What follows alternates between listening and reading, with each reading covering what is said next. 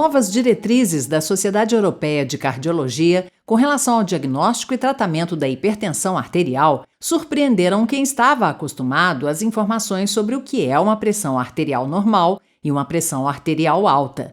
Mas o que mudou de fato e qual o impacto dessa mudança?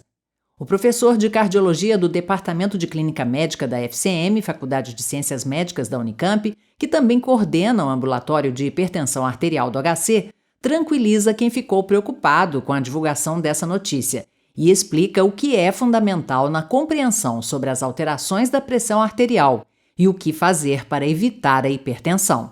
Hipertensão arterial, que a gente chama popularmente aqui no Brasil de pressão alta, quando a pressão arterial máxima ou sistólica, que a gente chama, tiver acima ou igual a 14 e a mínima ou diastólica tiver acima ou igual a 9.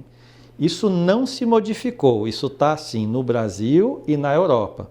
O que essa diretriz europeia fez de diferente foi dizer o seguinte: quem está com a pressão entre 12 por 7 e menor que 14 por 9, ele é considerado, em inglês, com pressão elevada. Qual é o problema do termo pressão elevada se a gente for traduzir aqui para o português? Qual é o sinônimo para pressão elevada? Elevada aqui no Brasil é alta. Então muitas pessoas estão preocupadas de que se eu tiver com a pressão acima ou igual a 120 por 70, eu tenho pressão alta e, consequentemente, hipertensão. Não é isso que aconteceu. O que eles usaram foi esse termo, pressão elevada, para identificar pessoas que podem ter um pouco mais de risco no futuro, mas que não é igual ao indivíduo que tem realmente hipertensão ou pressão alta. No Brasil, a gente costuma considerar essas pessoas que estão principalmente entre 120 por 80 e menor que 140 por 90, ou entre 12 por 8 e menos que 14 por 9, como indivíduo com pré-hipertensão, que é aquele cara sob risco de desenvolver hipertensão e que por isso precisa ser cuidado mais de perto, mas que habitualmente não precisa tomar medicação para controlar a pressão. No Brasil, nós temos as diretrizes brasileiras de hipertensão, que elas foram feitas por 3 sociedades importantes aqui no Brasil: a Sociedade Brasileira de Cardiologia, a Sociedade Brasileira de Hipertensão, a Sociedade Brasileira de Nefrologia, que se juntaram, então, dezenas de especialistas que fizeram um documento que dão as recomendações das diretrizes brasileiras de hipertensão. E são essas diretrizes que nós seguimos aqui no Brasil. Outros países têm suas diretrizes, mas muitas vezes elas podem ter diferenças, que é o que a gente está percebendo agora, inclusive diferenças semânticas, né? Diferenças de nome e que podem muitas vezes gerar, muito mais confusão do que concordância. Essa colocação de pressão elevada, nessa faixa de pressão de 12 por 7 e menor que 14 por 9, só essa diretriz europeia fala. Diretriz americana não fala. Tem uma outra diretriz europeia publicada no passado que também não usa essa classificação. Diretriz japonesa também não fala isso. Diretriz latino-americana também não fala. Então veja, a maioria das diretrizes no mundo não usam esse termo pressão elevada para os indivíduos que estejam entre 12 por 7 e menor que 14 por 9. Eu prefiro ficar diferente da diretriz europeia, que eu acho que é mais fácil para a população. O termo, por exemplo, pré-hipertensão, acho que é mais fácil para as pessoas entenderem e também não criar tanto alarde de todo mundo achar que está com o pé na cova. Dentre os adultos brasileiros, estima-se que cerca de 1/3 tenham hipertensão, tá? Que é quando a pressão está acima ou igual a 14 por 9. Então, veja que é um número substancial, é 1/3 dos adultos, certo? E do ponto de vista global de saúde pública, a hipertensão, do ponto de vista populacional, na população geral, é o fator de risco que mais contribui para as mortes cardiovasculares no Brasil, na América do Sul e no mundo. Então, ela, do ponto de vista de população, ela é até mais importante que diabetes, que colesterol alto, que o cigarro, entendeu? Que a obesidade.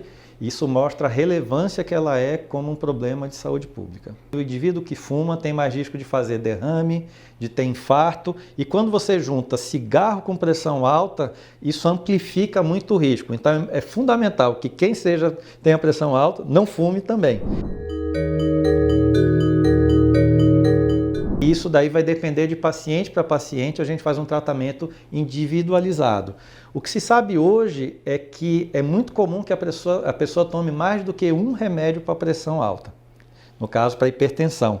Então, antigamente as pessoas achavam, se eu tomar às vezes um remédio só, eu vou resolver. Hoje em dia o que se sabe é que 85% das pessoas com hipertensão arterial só vão controlar a pressão tomando 2 ou mais remédios diferentes para a pressão. Os indivíduos idosos a gente tem que controlar a pressão, mas sempre tem que ir com calma na hora de estar aumentando as doses da medicação para que o indivíduo não tenha muitos efeitos colaterais. Então é sempre importante estar alerta aos efeitos colaterais, mas de novo, boa parte das medicações são muito seguras, as pessoas não têm que ter medo de estar tomando as medicações por causa dos efeitos colaterais. Também tem isso, que muitas vezes, tem efeito colateral, não vou tomar. É muito mais perigoso a tua pressão estar mantendo alta do que porventura você ter um ou outro efeito colateral que na maioria das vezes não é grave.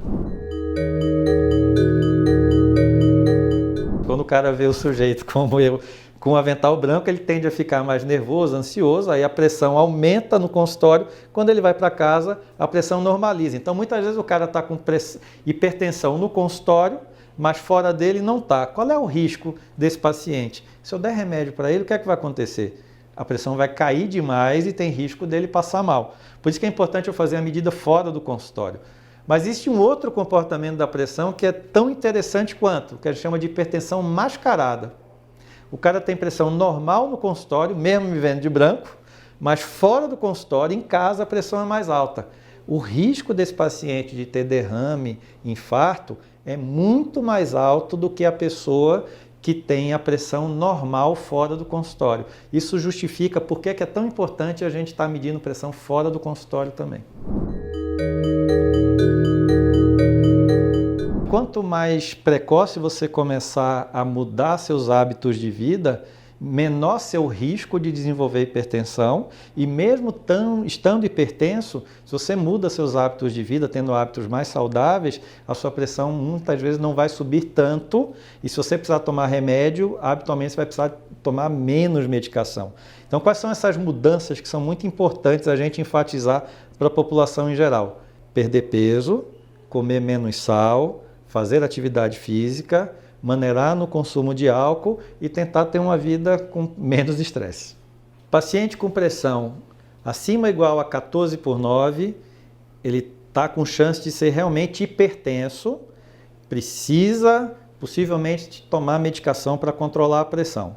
Indivíduo que está entre 12/7 e menos que 14/9, ele não tem hipertensão, mas ele está com um nível de pressão um pouco mais alto que o seria ideal e por isso ele está sob risco de ficar hipertenso no futuro e por isso é importante que ele faça medidas, mude os hábitos de vida para que ele mantenha essa pressão o mais baixo possível, mas sem precisar tomar medicação.